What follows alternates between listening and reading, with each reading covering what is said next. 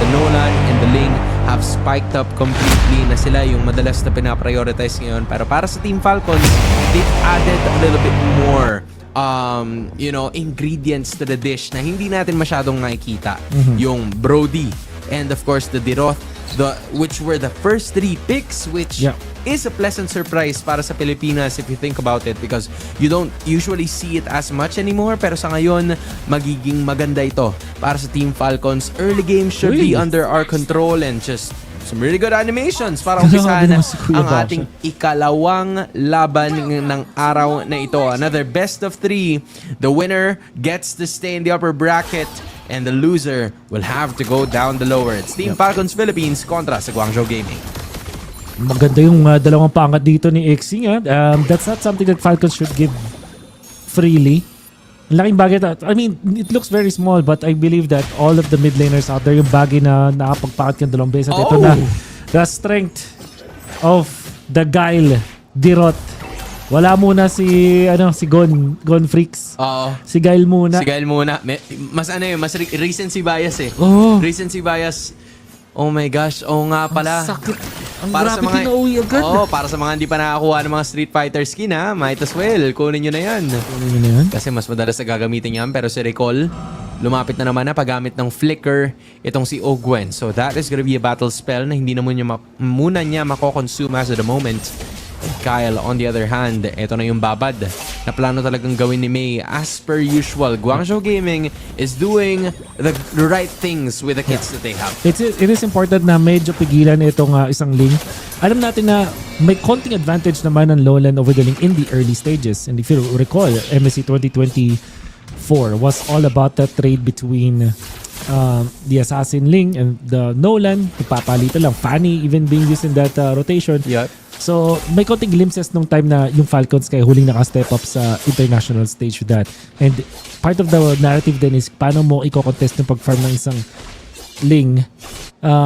But you do have the advantages na Nolan. Mas mabilis kang konti. However, with the meta that we have right now, alam natin na madaming options yung mga junglers kasi malakas na yung gold na nakuha mo from the green camps. Now, the first turtle has finally appeared. Si May na naman nakalimalatagan pero babawi naman paunti-unti. It's gonna be a first blood in favor of Ogwen. A double kill para dito kay Recall. Isa-isa natatapyasan ang mga members dito ng Team Falcon. Si Kyle has to back away pero napababa siya ng biglaan. A major blunder para sa simula ng Pilipinas as Guangzhou Gaming gets the first win in terms of the team fights. Fourth pick na Zushi. Nakita natin na sobrang tindi nung ambag niya dun sa labanan. Masyadong dikit-dikit din ng mga members ng Team Falcons Philippines, but also Nolan was blowing out yung kanyang mga nakalaban na nakatapat ng sobrang bilis na napatay agad din si Flap.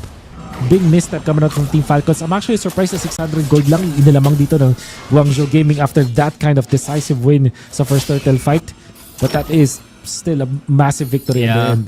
I would say na dahil din siguro sa ang napatay nitong si Kyle, walang iba kundi yung jungler din nung kabila. So kahit paano medyo napigilan yung scaling talaga ng todo. The shutdown gold might have been there as well. So Kyle needs some more room para kahit paano ay makabawi-bawi siya dito sa laban na to. He only has the orange buff as of the moment. Both Ogwen and Achi have been protecting yung kanyang purple buff para mas makapag-engage siya ng malinis over the next few team fights. And Guangzhou Gaming right now 4-1, tila sinorpresa nila at ginulat nila. Just incredible positioning na nagbula dito kay Xing, and I think he's gonna be continuing that kind of pacing knowing na gumana yun para sa kanila kanina. Guangzhou Gaming knows how to operate itong kanilang Nolan at ganun din yung kanilang Zushin. Even the Hilda is playing so well. So a trio mid coming up from Guangzhou Gaming paying dividends so far. And Modi na nabigyan ng isang mahirap na task up against the Diroth. Nalagpasan na niya yung laning stage at ngayon nag-lane na siya sa may gitna. And actually helping his team out. Erasing yung innate na lamang ng isang Diroth over this Esmeralda. Kailangan talagang dahan-dahanin to sa ngayon ng Team Falcons.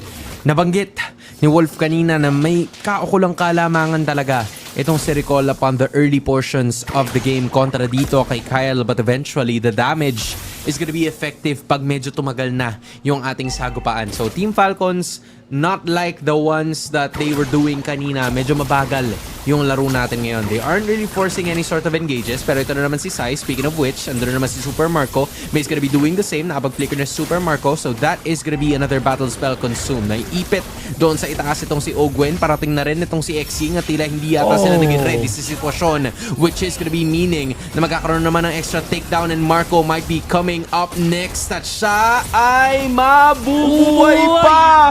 But yes, he's still gonna be able to take one down at napaganda pa yata yun ang bahagya kasi nakakuha din tayo ng pagong. I think this is overall gonna be favor Team Falcons. Nakita naman natin sa overall gold na natapyasan din yung lead na meron ng Guangzhou Gaming, but still not a bad fight for Guangzhou Gaming, especially kasi nakakuha ng kills doon si Isai. And I'm actually surprised that Ogwen pop the ultimate na ganun kalalim. Ang commendable dito para sa akin is Zushin. Ang ganda ng targeting niya, spatial awareness. Paggamit niya ng kanyang ultimate, sabay disperse out with that flicker para walang extra punish. Pero si Sai, dugong Pinoy, parang nananalaytay eh. Naramdaman niya, kailangan ko itong ibira eh. At yun na. Grabe, kakagising pa lang ni Marco, binanatan agad sa may top lane. Tol, hindi instant replay yun ha, para sa lahat ng mga nanonood. That was legitimately happening. As soon as matapos yung instant replay, Marco is off to a 1-2-0 start. Parang aware yata yung Guangzhou Gaming na saan niya manggagaling yung damage in the early portions of the game. Pero ngayon babanat sila.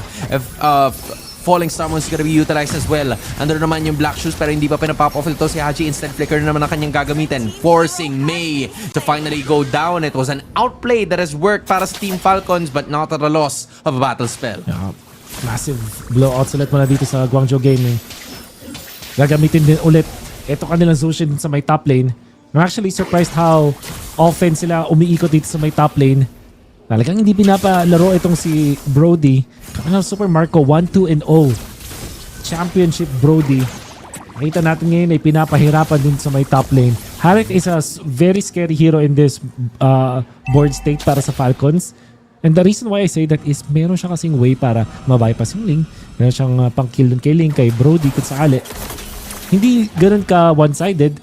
Hindi talagang favored yung matchup sa kanya, but there is always a chance. If you play and pilot this Harith properly, pwede ka talaga makakuha ng magandang late game dito para sa Guangzhou Gaming. Yup, and now they're gonna be transitioning papunta dito sa susunod na pagong. 1-1 ang ating talaan sa major objective na yan, pero lalabanan nila itong si Xing na napaggamit na naman ng kanyang Crimson Beacon pero mawala si Flap ng biglaan at si Recall na naman na makakuha nitong pagong pero mawala itong si Xing. Mukhang papalag na sila completely as Muddy May is gonna be going down as well. It's gonna be a 2v4 situation at yung nauna na namatay para sa Team Falcons ay nabaliktad nila completely. Now, they're gonna be setting their sights patungo dito sa gitnang tore. They've tried to push. Ang ganda nung ginawa doon ng mga members ng Guangzhou Gaming. Pero mas maganda yung pinakita ng Falcons. This time, identifying Zushin was the problem. Kailangan yung unang mamatay dito is the Zushin. At hindi na makaka-dire-diretso ng teamfight ang side ng Guangzhou. And in fairness with Falcons, if they target properly, katulad nung ginawa doon ni Ogwen na may nasakyan agad siya. Yung Brody with the Ling and of course yung damage output ng isang Dyroth. Kumakanayan. May konting synergy ang Dyroth at Ling. Hindi pala konti. Mataas ang synergy ng Dyroth at Ling because of the minus armor. One of the oldest plays na yan in the book. Gina-combo yung Dyroth with the Lancelot and the Ling.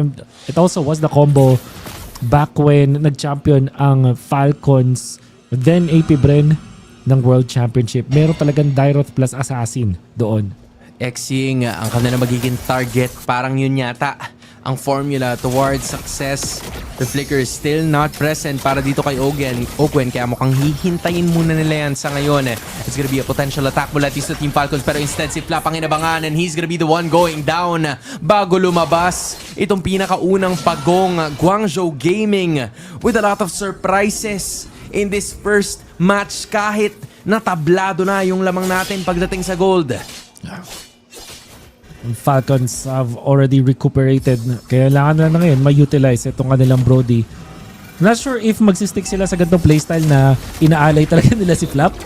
It works right now, pero I don't think it will work later on. Uy, dapat Tempest of Blades na. Para lang sana makaalis doon sa sitwasyon na yun. So wala siyang ultimate. Kailangan pa maghintay ng cooldown bago lumabas itong susunod or bago sila sumugod dito sa susunod na objective, which is going to be the Lord. Kaya naman mabilis na rumes po yung Team Falcons. Medyo umaalalay sila ng konti, pero ganun din naman ang ginagawa nitong Guangzhou Gaming. In fact, Modi is already there.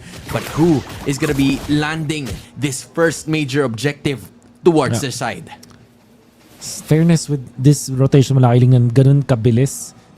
Actually, from some reactions coming out from Guangzhou, Nolan na nagpakita dun sa my bottom lane.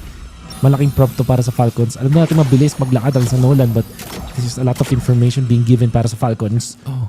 Pwesto na rin sila dito malapit dun sa may left mid bush. Dinadaan nila to. It's gonna be May again ang unang magpapakita. Mabilis na biniblitz, biniburst down nitong Lord. Naku, Andun naman si lalim. Ogwen, pero siya ang unang mamamatay. It's gonna be Kyle waiting for a final time to strike. Sino ang kanyang unang hinahanap? In fact, magbaback away muna siya. Andun naman yung Black Shoes. Papalag na naman yung iba sa mga members ngayon. Tempest of Blades is gonna be utilized. Mamamatay si May. Makakawala si Kyle. Babanat na naman ito si Super Marco, pero magpa-flicker. Papasok ito si X-Ying. So it's still gonna be a 1-for-1. Lamang pa rin ng 400 itong Team Falcons. But we cannot deny, Guangzhou is giving them a run for their money. X-Ying medyo nasusunog ng bahagya. Papalag kaya sila. The answer is gonna be no. Hahabulin siya ni Kyle. There it is. X-Ying goes down. What a find from Kyle. And Guangzhou will be back in a way. Oh, look at that Lord Dance at yung movement kami ng Falcons outwitting Guangzhou. War of the Attrition won by Falcons, yung parang back and forth nila na of course hindi maganda na namamatay doon si Ogwen, pero yung exchange was an immediate kill onto Bay. Nung nag-commit yung Guangzhou, naging awkward kasi hindi tumatama yung mga skill nila, and then doon sa second engage nila, Zushin, yung pagka-ulti hindi ganun ka-on point at na-punish agad yun ng Team Falcons. Blades andito, Retri andito din na si Kyle. Sure ball ang makakuha niya. Now it's gonna be go time para sa Green Falcons. Sa si Sai ang kanila makakuha. Flickers coming out. In fact, Retris, ano ba yun? Recalls. Ang dami ko na kasing hindi naalala, pero ngayon nagbabalik na naman. One thing is for sure though, Falcons are in the game and they are leading by 2K. And how about that? Coming out from Team Falcons, Retribution, tapos yung pagkuha nila ng kill afterwards. Well done, coming out from Kyle. Ooh. And Sai did not have the Purify noong time na yun. Haji, just the perfect pressing of the button para makapalag na naman sila ng paunti-unti. That Black Shoes led to May's death. Another turret is gonna be destroyed. Kasama na rin nila ang Lord. Recall is gonna be heading back to base. Wala naman yung mga energy shields, so sigurado na babangga na naman yung Lord. Pero medyo dinedelay pa ito ng Guangzhou because they don't want to have anything to do with it. Pero si Recall, kamuntikan. Pero ginamit na naman yung Deadly Magic para makawala doon. They will still be able to protect those inhibitors, but we can now feel the surge of power para sa Green Falcons. Galing mag-punish ng Team Falcons ito, knowing na walang Purify yung Harith, talagang pinuntahan nila doon, and then Hilda being taken out, forcing din yung ultimate coming out from Zushin. This early game centric lineup coming up from Guangzhou, humihina na. Kailangan nila talaga protektahan itong si Harith. So far, Sai has been doing a great job, but it will not be enough up against Falcons. Kailangan dire-diretso na nakapag-conserve ka ng Purify mo. You're communicating with your team. You're gonna be the one to punish yung Falcons sana, but it's the other way around. Falcons, ang galing mag-manage nung pwestuhan nila. Map movement nila was perfect. At syempre yung decision making na kung sino yung tatargetin nila sa mga teamfights nandun.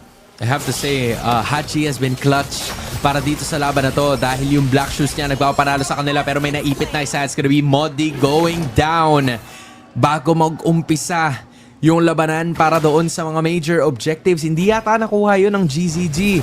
Instead, it went to the side of Team Falcons PH, at dahil doon lolobo palalo yung kanilang kalamangan na 4.8k kanina. Ngayon ay 6.4 na. They're looking at the bot lane this time. Susugod na si Kyle. Conceal is gonna be there as well. Si Flap ay magtatarget to sa may banda ilalim. Sai is gonna be using that Zaman Force as well. Pero may nalatagal naman. Tempest of Blades is gonna be utilized all for the sake of getting the inhibitor turret na matagal na nilang inaasamin. Finally, they got it in their hands. Tingin mo yung conceal play kami ng Falcons, they were pushing.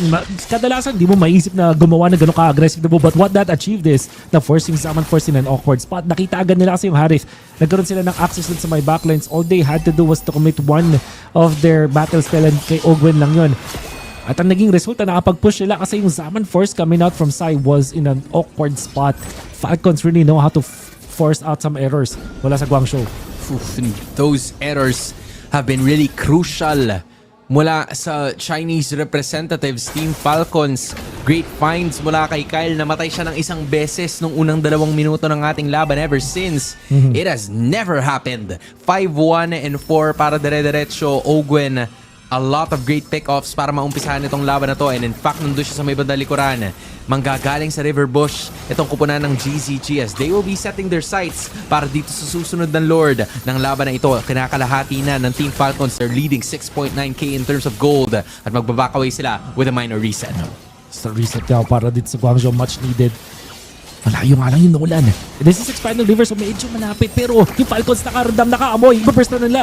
Yeah, they're gonna be turning right away. They're going for the heroes. Pero instead, hati pala yung nagiging aksyon. Kasi si Kyle nakakuha na ng Lord. Sabay lipat na naman tayo with these heroes dahil nakalock sila towards kay Sai. Yung dash ay wala na magagawa pa. It's gonna be the Harith going down. Si Kyle ay nasa likuran. Yung iba ay nasa harapan. And naamoy na rin ang Team Falcons ang kanilang tagumpay na ngayon ay pinapatakbo na talaga nila completely ang Guangzhou Gaming pabalik sa kanilang base. Hindi na pag-Vorblade si Kyle. Hindi ba nakapag... Okay lang yun. Nakuha niya pero naglakad.